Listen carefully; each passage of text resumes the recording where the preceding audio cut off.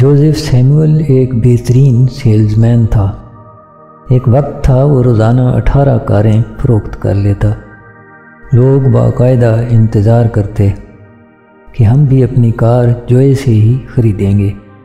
جوئے کی مہارت پر ہوئی تحقیق نے بتایا جوئے اپنے گاہکوں کی چھوٹی چھوٹی باتیں تک یاد رکھتا۔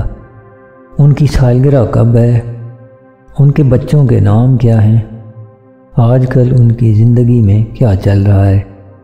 دوسرے کو کچھ بیچنا کوئی آسان کام نہیں، جبکہ دوسری طرف خریداری بظاہر لوگوں کو مشکل نہیں لگتی۔ آپ اور میں روزانہ کچھ نہ کچھ خرید رہے ہوتے ہیں۔ کبھی کبھی ہم سوچ سمجھ کر خوب بھاؤ تاؤ کر کے چیز خریدتے ہیں، تو کبھی کبھی تو خرید پہلے لیتے ہیں، سوچتے بعد میں ہیں کہ اب اس کا کرنا کیا ہے۔ ہر آدمی سیلز مین نہیں ہوتا، لیکن ہر آدمی کے اندر ایک خطرناک، چالاک، ہوشیار سیلز مین چھپا ضرور ہوتا ہے۔ یہ ہمارا دماغ ہوتا ہے۔ ہمارا جسم اس کا بازار ہے۔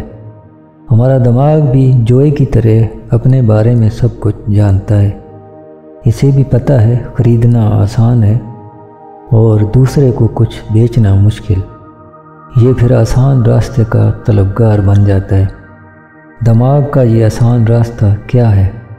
یہ بے عملی، حقیقت سے نظریں چرانا اور سوچ و خیال کی اپنی الگ دنیا بسانا ہے۔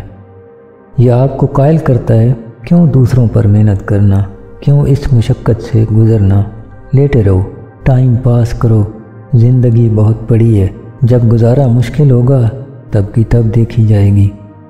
چونکہ کچھ خریدنا ہمیشہ آسان ہوتا ہے تو ہم اس شاطر سیلز مین کا یہ سودا خرید لیتے ہیں اور نااہل نکمے بن جاتے ہیں۔